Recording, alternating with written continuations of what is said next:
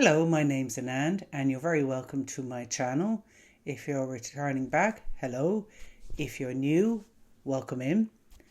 And I'm a life coach that focuses on emotional wellness. And today's video, I'm going to talk about an emotion that perhaps many of us are familiar with, but we don't talk about or acknowledge, and that's disgust.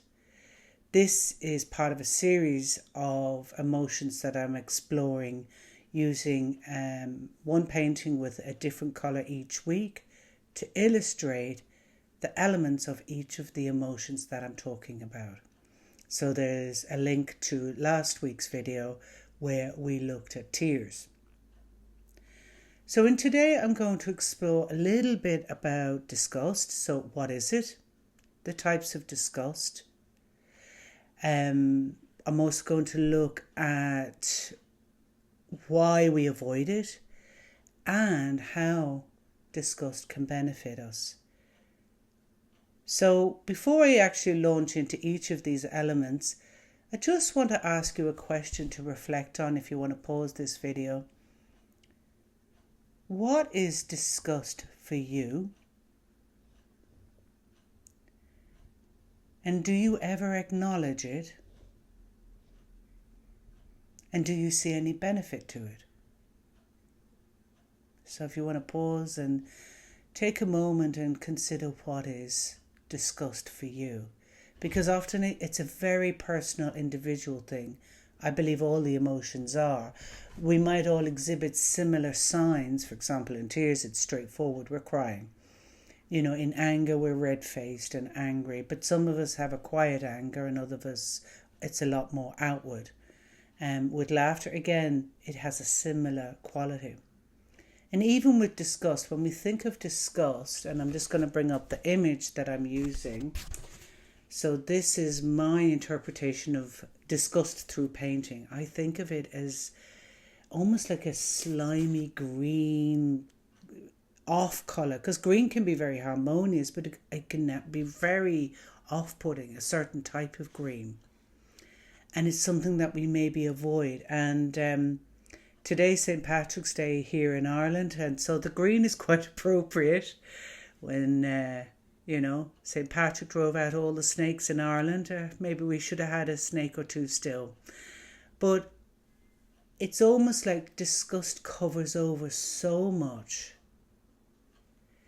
But at the same time, I have described disgust as the canary in the coal mine, which I'll come to. And that's why you see these spots of yellow, because actually there's a protective quality to disgust, which I'm going to tease out now. So when we think of what is disgust, it's a physical sensation. We often experience it physically. We can experience it emotionally, again, either externally or internally. And there can be an inner disgust or a spiritual disgust that tends to be more inward or shame-focused. Because with disgust there comes shame, there can come shame, there can come uneasiness, repulsion, avoiding. So disgust is something we don't actually really want to deal with. We don't want to look there.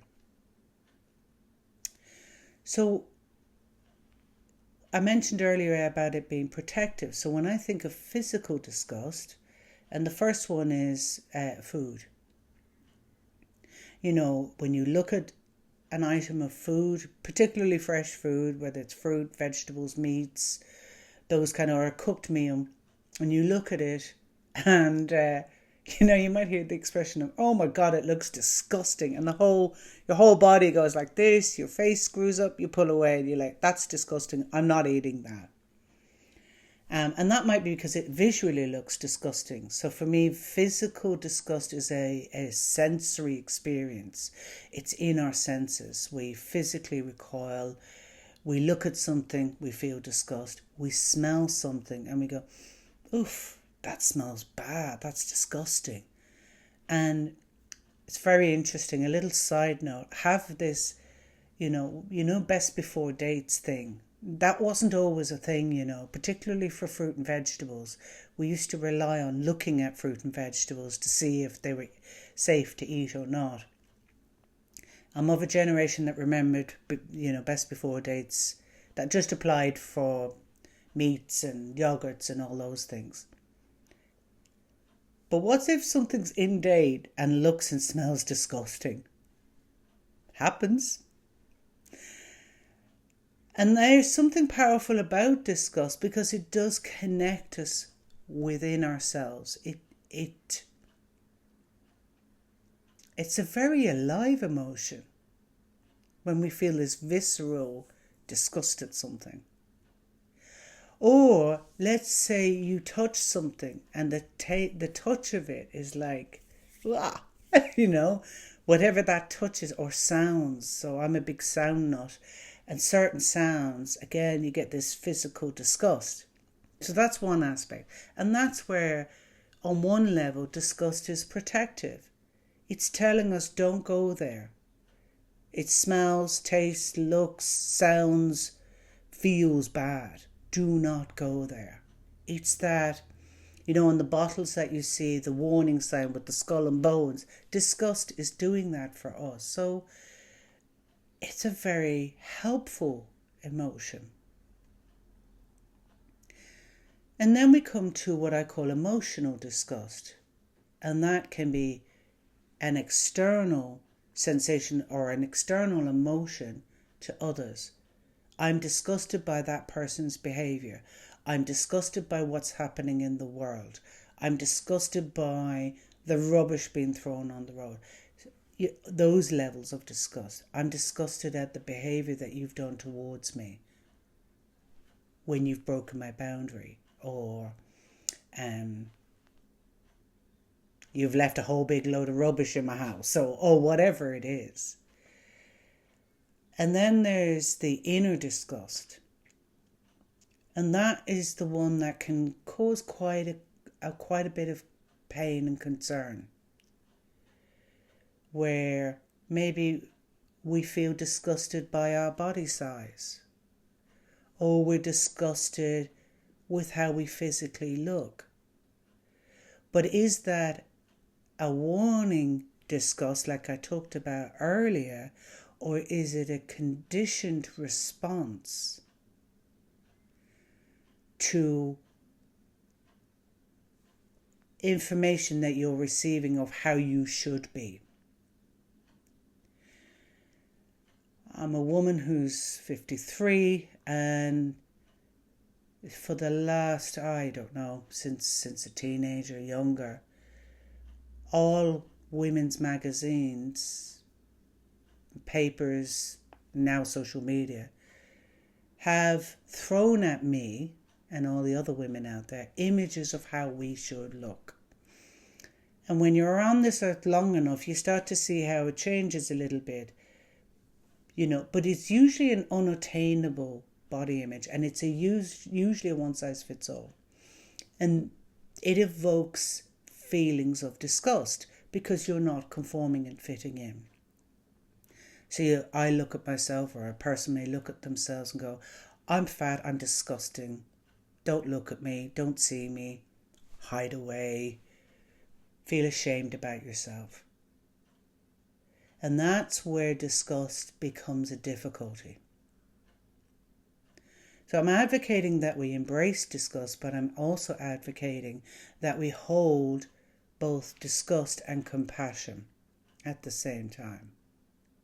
When you feel disgust at your physical image, or you feel disgusted at a behaviour you're doing, for example, you may be suffering from addiction, and each day you go, I'm not going to drink, drug, gamble, whatever that addiction is.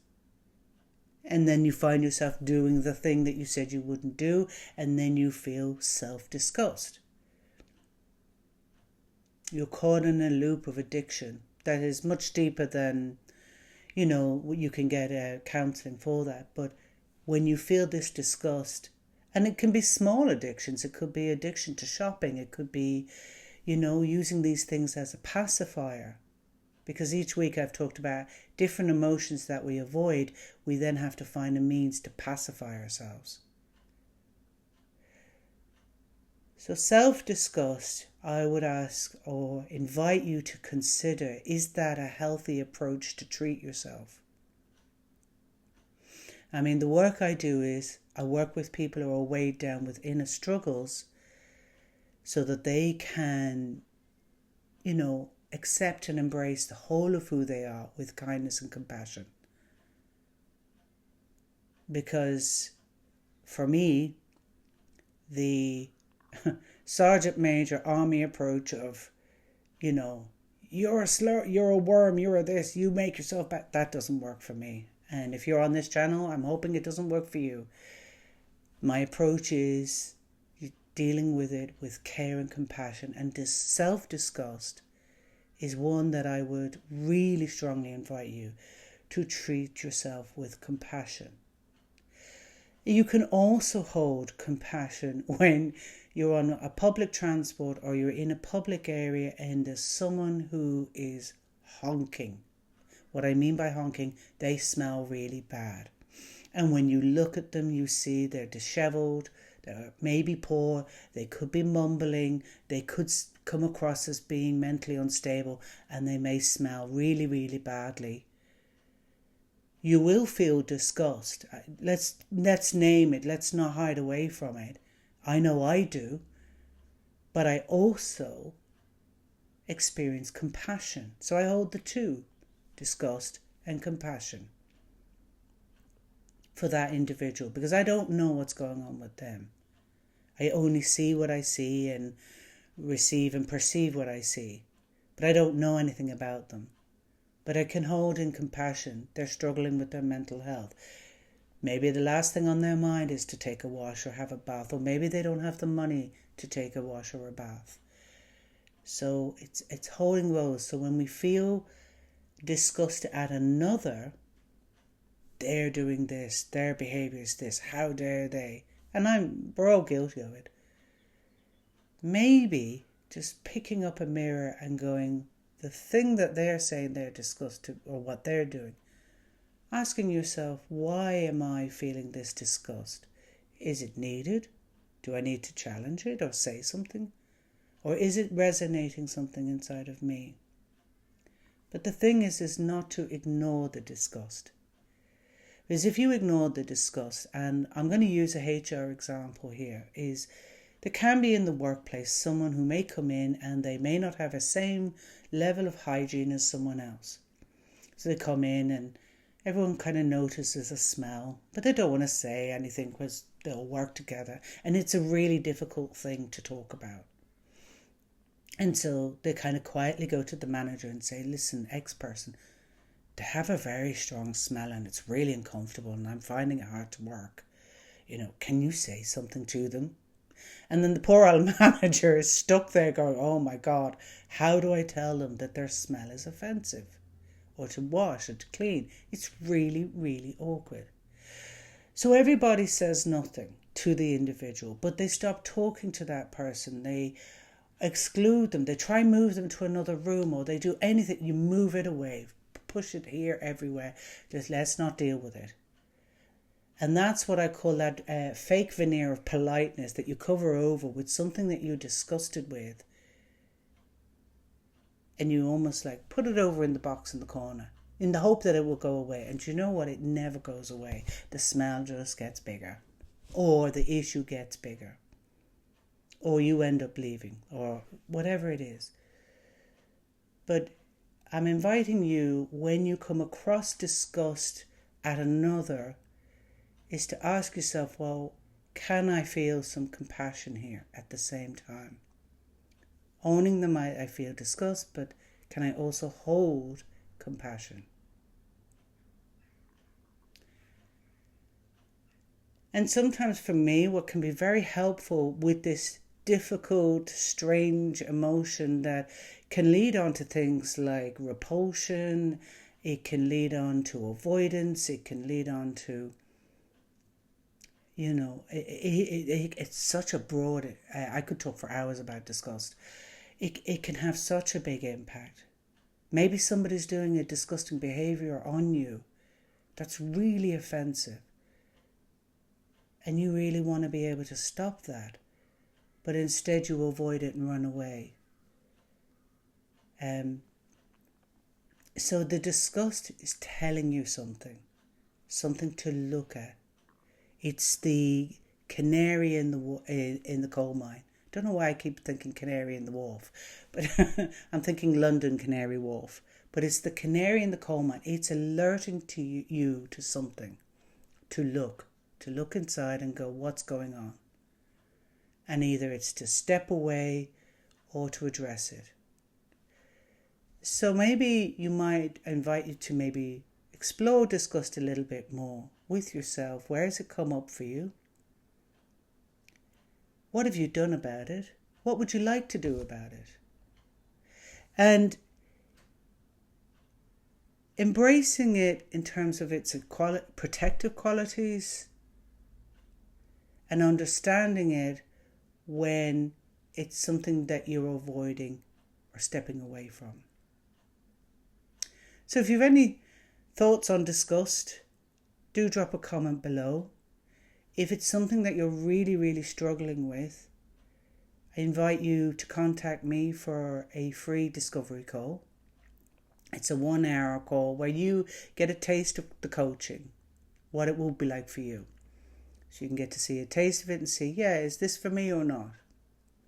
And if you're interested in continuing to follow me, you can subscribe, follow. I'm here on YouTube, and I also have a Substack, which I'll include a link below. So I encourage you to look around as well. And next week I will share another emotion with you that we can explore together. So for anyone there who celebrates St. Patrick's Day, have a great Paddy's Day or Patty's Day, and I'll see you in the next video. All right, bye-bye.